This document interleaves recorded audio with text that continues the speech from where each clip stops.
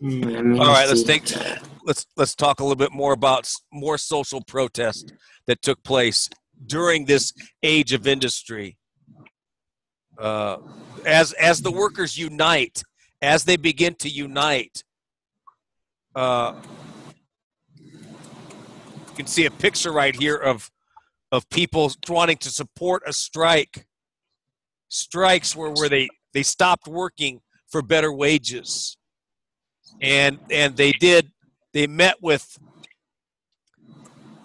employers to talk about the problems at work to get better working conditions.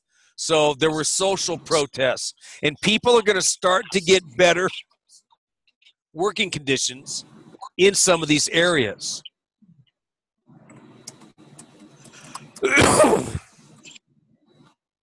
Okay. Let's talk about communism now and how this worked. Here's the first social protest on a major revolutionary cause. And it was kind of started by a person that wrote a book. He wrote a book that was called Das Kapital. And Das Kapital was the name of a book by this man. And this man's name was Karl Marx. Karl Marx. Have you ever heard of this man before, Paul? Karl Marx. Yeah, he's a great thinker, great leader. A great thinker. He wrote a book called Das Kapital, and he wanted to have labor, to have the workers rise to the top and have the managers and the factory owners on equal basis. He wanted to do this. He knew that this would probably only come through revolution. He said that he hoped it would collapse in a revolutionary upheaval. And what he wanted to do was he wanted to create a classless society based on the Socialist Party, where the workers of the world would unite. And this would forever end the conflict between the rich and the poor. It would end the conflict of this social inequality.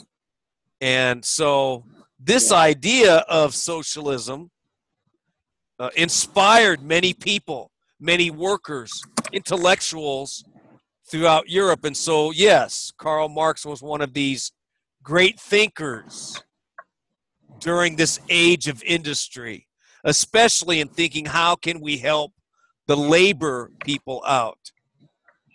And so let's keep going. I've got another slide here on Karl Marx, and let's see how this socialist began to improve things. You know, during the second half of the 1800s, things began to improve for the workers. Let me just kind of circle them for you here. Wages are going to rise under pressure from the unions.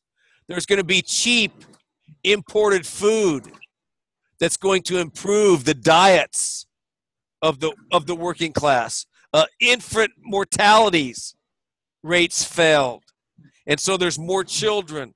Shops and chain stores are going to cater to the working class and provide things that are cheaper for them to buy. And then all of the male workers are eventually going to get the right to vote. And Paul, when you get the right to vote, you get the right to change things. And so they're going to begin to ask politicians to improve working conditions, improve where they live, to have proper sanitation for their cities, have cheaper food, and that kind of a thing. And so social protest is going to improve working conditions. Let's talk about industrialization in the United States. Let's take a look at some of the things that happened in America, in American industrialization.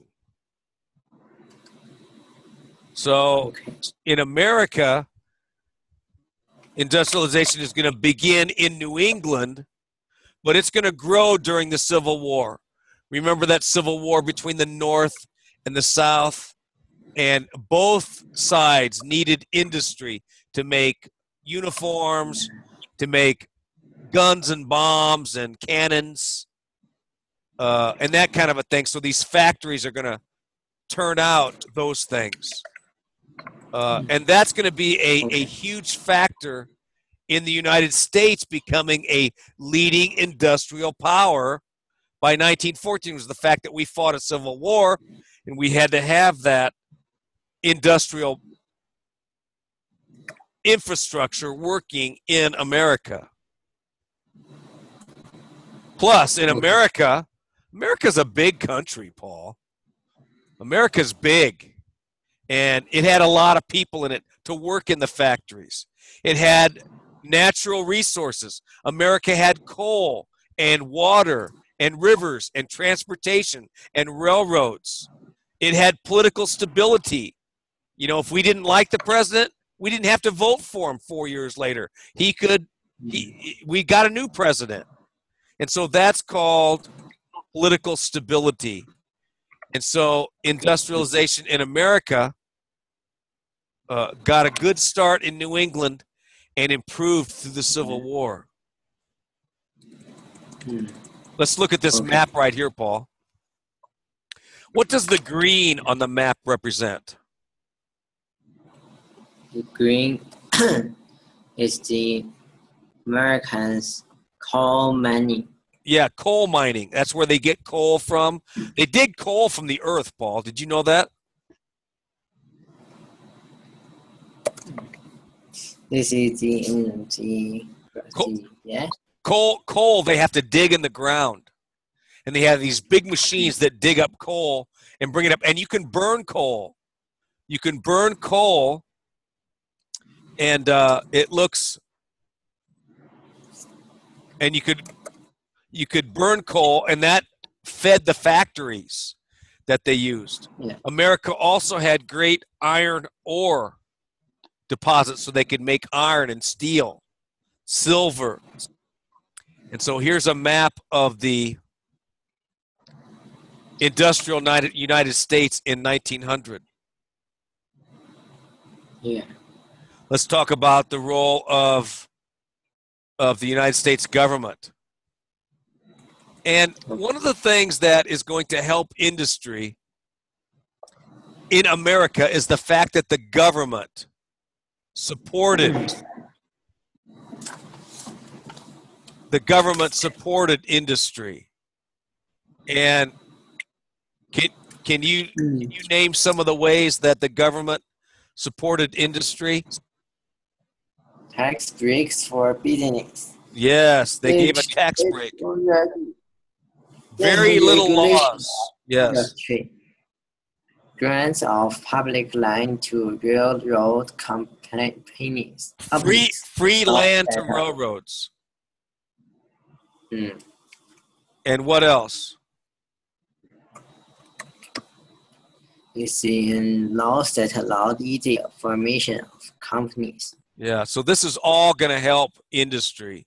When you have government that passes laws that allows people to easily form a company, that gives free land away to railroads, and it's going to give a tax break to businesses, that's a pretty big deal. That's going to encourage people to go start a business.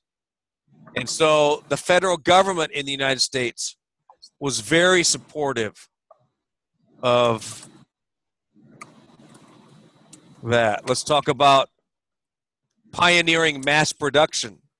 This is what is mass production, Paul? Let's look at this term right here. What's mass production? This is the mass career several new techniques regarding mass production.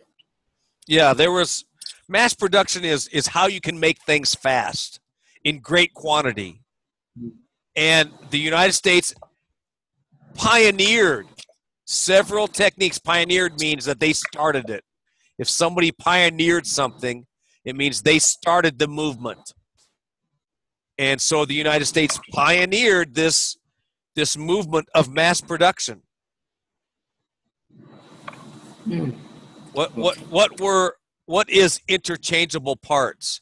See if you can figure out what this word means. What's interchangeable parts? This is the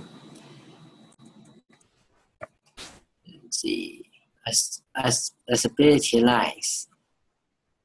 Like an interchangeable part would be like the wheels are all the same size.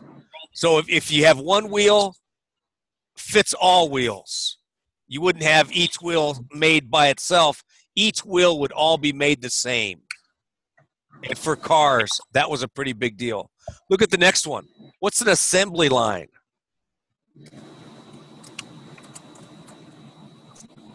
What's an assembly line?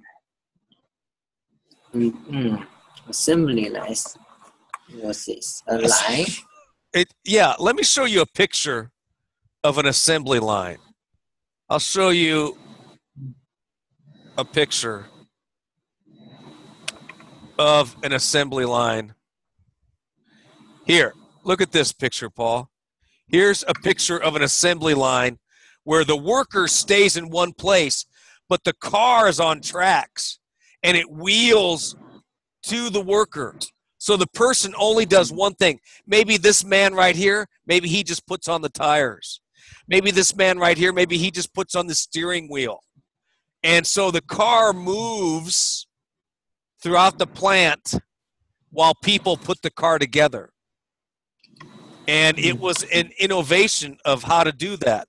The car moved, and these people here, maybe this person right here, he's just putting on the fender. Maybe he's putting on the headlights. And then it moved down to the next person. The next person did something different. And that's kind of what the assembly line does. It does, each person would kind of do the same thing. And so you got real good at putting on the wheels or the fenders or the steering wheel. And you could do it faster and faster. Yeah, faster. Yeah, I like doing things faster and faster. Yeah, look at this. This is the man who kind of started it in America. His name was Henry Ford, and there's a picture of him right there. That's a picture of Henry Ford. That's the Ford automobile. And that company's still around today, Paul, the Ford Motor Company. And in fact, someday, Paul, you might own a Ford. Someday, if you come to America and you buy a car in America, you might buy a Ford. Yeah. I bought a Ford when I was a teenager. I had a Ford car. Let's look at some of these other people. Here's some of America's self-made industrialists. Here's a picture right here of Henry Ford, Andrew Carnegie Steel, John D. Rockefeller Oil. And these men made so much money, Paul. These were some of the wealthiest men in the world. And they were just common, ordinary people. They had no money when they started. And they made something from nothing. Look at how I've got this phrase. What does that mean, Paul? Self-made. What does that mean, self-made? Half-made. What does it mean, self-made? Say it again.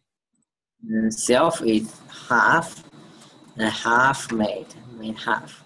Not half. Self is you made it. You made your fortune. If you talk about yourself, if I'm a self-made teacher, it means I taught myself to teach. If I'm a self-made banker, it means I taught myself how to be a banker. Self-made means you taught yourself how to do it. Okay. It's a banker. Okay. All right. How about a culture of consumption? Let's talk a little bit about this, Paul, see if we can figure out. What does the word culture mean? In culture, different people live in different types of life. Yeah, it's a way of life. A way of life is a culture, right? Okay, what does this word mean? What does the word consumption mean? Consumption is the Consumption is what? Is buying. consumption is buying something. Okay, so it was a way of life where people bought things. And you could, like today, Paul, we go online or we go to stores and we buy our clothes, or we buy our food, or we buy our iPhones. We are consumers. Consumers buy things. And so it's going to be the start of this age of retailers like Sears Roebuck, people that are going to have stores, Montgomery Ward, Sears Roebuck. And they used mail order catalogs where you could open up a catalog and you could pick out what you wanted. You could order it, and it would, a couple weeks later, it would come to you. Today, you know what they call it? Today, they call it Amazon. They call it eBay, where you can go online and you can type in anything that you want to buy, and you can pay for it, and it will come to your house. Does China have something like that, Paul? Does China have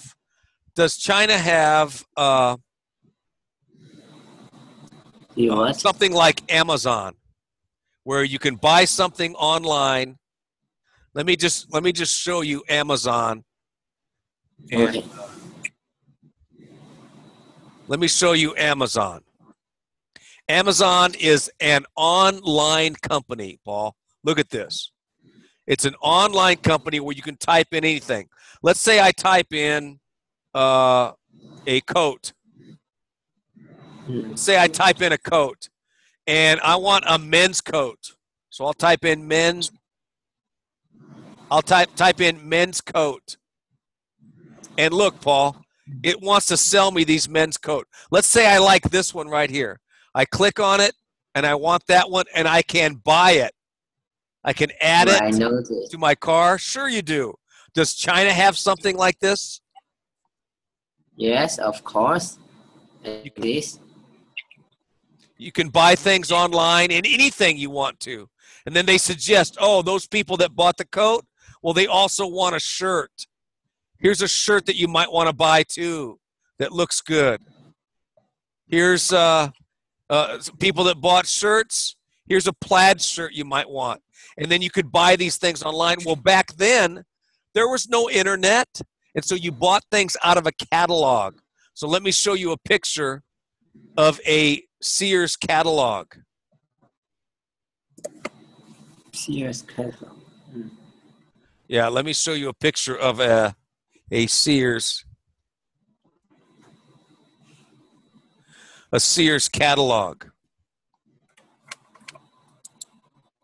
Look at these pictures, Paul.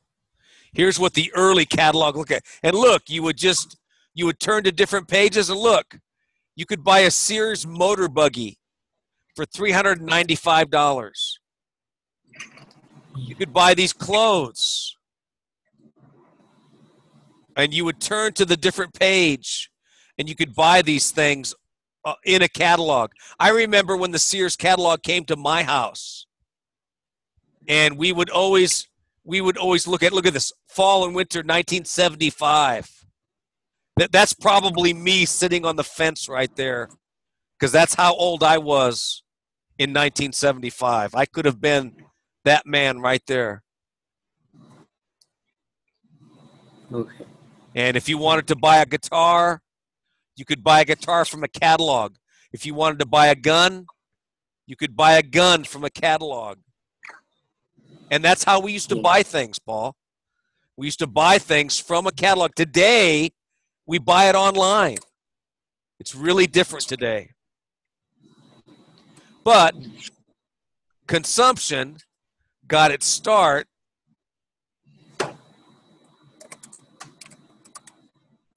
Good. the culture of consumption got its start with the mail order catalogs. And also, look at this, department stores. What's a department store, Paul? Department store is Oh, I've got one here. Let me see if do you know that, like, what would be the name of a department store? Let's see. Let's see if you know this one. What's the name of this department store? this is the I don't know. Do you see the name? I'll try to circle it in red for you. What's the name of this department store? Walmart. Yeah, Walmart. You have a Walmart, don't you, in China? Yes. You have Walmart. Yes. It's a department. They have all departments. You just type in what you want, and you can see where it's at in the store. Here's the Walmart stores that are near me. There's about 7 Walmart stores in Tulsa where I live.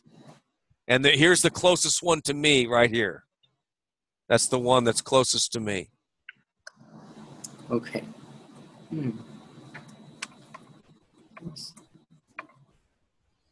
All right, let's keep going. Oh. So that was the culture of consumption. We bought things from a mail order catalog. Department stores are like Walmart. People go there to buy their clothes and that kind of a thing. And it's going to change everything, Paul. Everything changes. People are going to start to, look at this, advertise. So people would want to buy their products. Oh, they advertise. I know, like Walmart also advertise too. Yeah, what does that mean to advertise, Paul? See if you can tell me what that means. And to let the other people know there is something. Yeah, to let people know what you have to sell and that maybe they want to buy it. Yeah, like they're advertised everywhere. Yeah. Okay, let's keep going. Okay. Let's talk about social divisions in the United States. What's a social division? This is similar to those European societies during industrialization, measuring gap between the classes. Many in the middle class getting richer and richer. The poor are getting poor. Yeah, so a social division is different classes of people. Rich, middle class, poor, slaves. I mean, those are the social division. And they were similar to those in Europe. In Europe, they had different social divisions, but there was the rich kept getting richer. The poor kept getting poorer. And we needed a change. There had to be more middle class people. And it seemed like the rich were just feeding off the poor and feeding off the fact that there were so many laborers that they could treat them badly and that it didn't matter. Yeah. Hopefully all that's going to change, though. Let's look. Let's look at this let's look at this next slide. There was a great protest.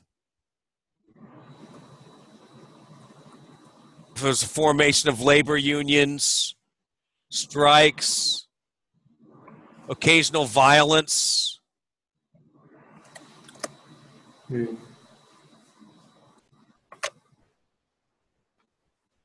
there was no major political party to represent the working class in America. But in England, there was a Labor Party to represent the working class.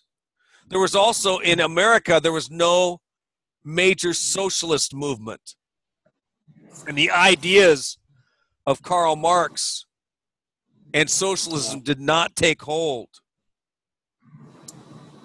You know, there were labor protests. There were people that protested labor, just like in Europe. They had horrible working conditions. People are going to carry signs. Look at these pictures, Paul. These people are on strike.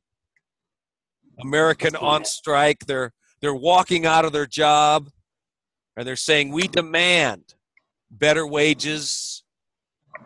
We demand better working conditions. Yeah. There was no socialism.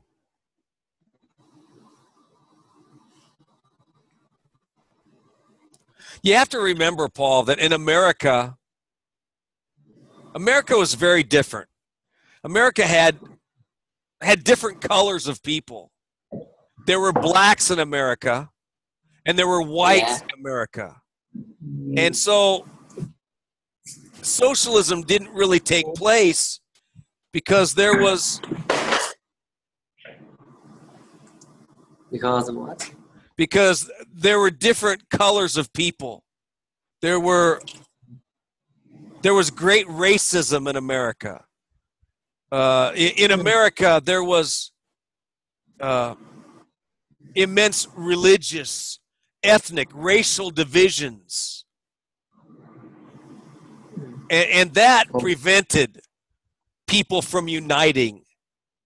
People were different religions, different colors, didn't want to mix with each other, to stand united. Okay. And so that's why there was no socialism in America. That's why it didn't really stick. There was such racism in America. You know, the economic growth of the United States, you know, created this higher standard of living. Yeah. Workers had more, and they didn't need socialism to get them where they wanted to go. Okay. Okay, last slide. We're almost done with class. Yeah. Here's the last slide right here. It talks about, you know, some political opposition. They organized, look at this word here, the Populist Party, organized by farmers. It doesn't really stick. It was a farmers movement in the early 1900s. They wanted better wages, better farm prices. They protest against banks and industrialists. They didn't like the money system. And so the Populist Party tried to get different people elected, but it really didn't work. Okay. Okay, well, Paul, that is the end of this class today. Now, let me show you. We can kind of take our pick what we want to study tomorrow, okay? Let me show you the lessons. Let me show you the lessons that we have here.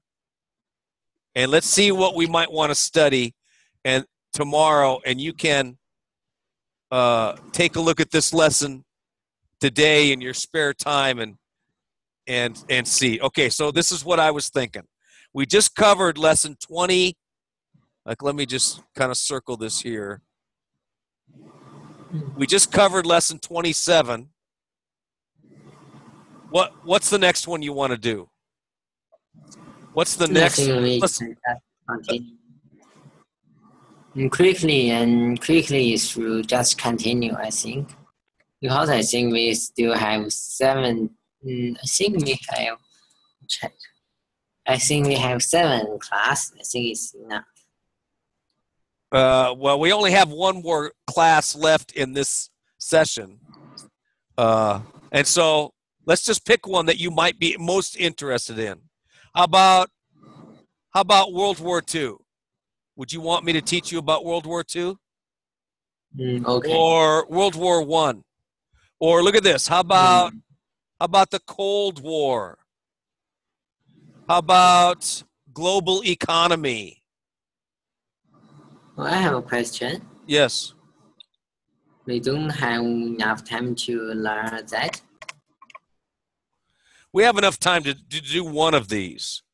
Let's pick one. How about World War II? How about World War II? How many classes do we still left? One. One class. One class left. That's tomorrow. Or, okay. Why? I think. Okay. How about lesson 34? 33 and 34. We'll try and cover both of those tomorrow. We'll do lesson 33, the rise of fascism. We'll learn about Hitler and Mussolini and Tojo, Japan, World War II. And so you can take a look at both of these, Paul. Open these lessons up in Schoology and take a look at them. Review the notes, and then we'll talk about them tomorrow, okay? Okay. Okay, Paul. So we will talk tomorrow. Tomorrow will be our last class session. We'll be ready. We'll learn about World War II tomorrow. Okay. Okay, Paul. It was good having class with you. We'll see you later. Okay. You have a good night. Have a good day today in school, okay? Okay. All right, bye-bye. Nice to meet you. Bye-bye.